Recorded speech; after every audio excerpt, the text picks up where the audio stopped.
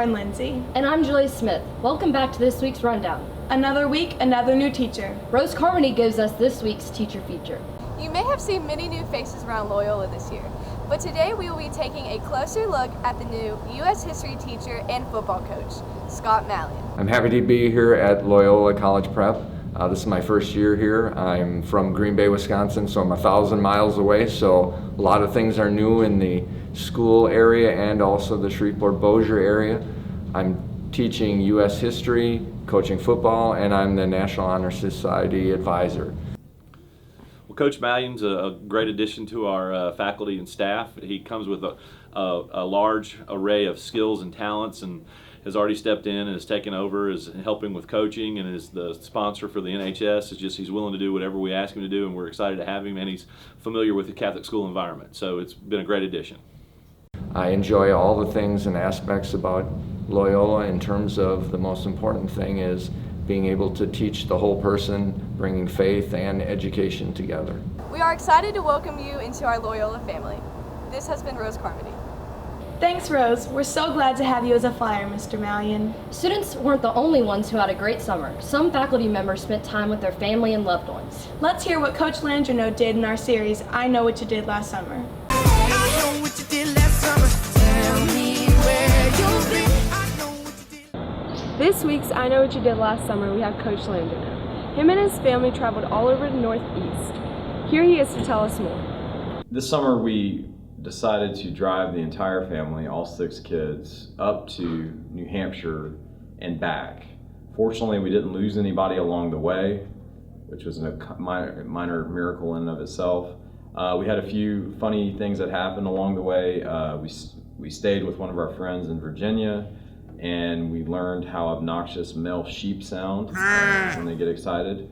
When we were in Manhattan, which we stopped on the way back, we discovered all the fun things that are in the subway and had a chance to walk through Central Park and kind of just people watch, which my 4-year-old particularly enjoyed.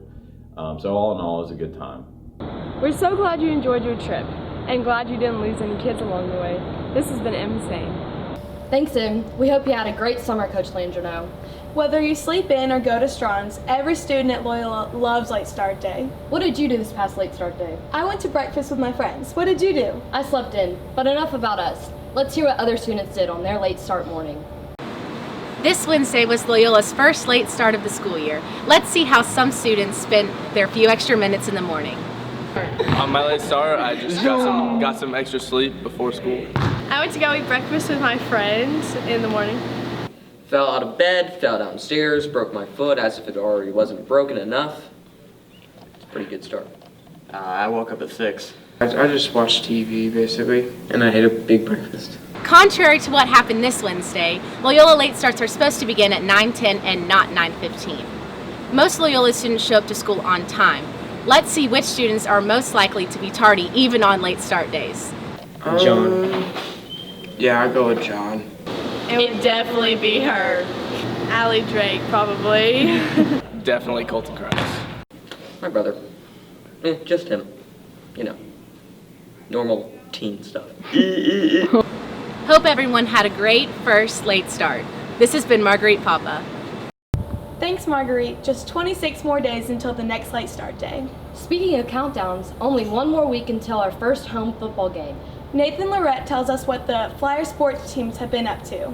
Last Friday, the football team played their jamboree against Red River where they tied 7-7. Today, they go on and take Cedar Creek in their first game of the 2019 season. Coach Deere has this to say about it. You know, we got a tough challenge with Cedar Creek. They changed offenses on us this year. They got a OC from West Monroe. They went to the power I option. It's going to be assignment football for our defense. They do a great job with it. It's going to limit our touches offensively. So we got to make sure that every possession we get, we got to make sure we make it count.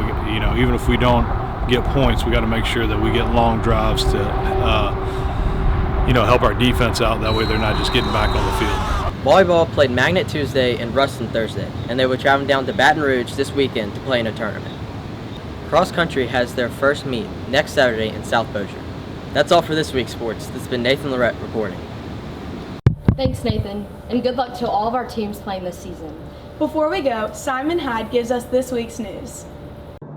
Welcome back to the Flyer News, and here's the scoop for this week. NHS members need to sign up on Google Classroom for tutoring opportunities for this year. Information regarding this year's close-up trip in January was sent to all juniors and senior parents. If you are interested in attending this year's trip, please submit your permission slip. If you have any questions, please refer them to Ms. Fox, Coach Landreneau, or Mr. Pachankis. There will be a drama club meeting today during the second half of lunch in room B2. Service Academy Day for students interested in applying to one of the military service academies and their parents is tomorrow in the Cypress Room of the Bayou Point Event Center at the University of Louisiana Monroe.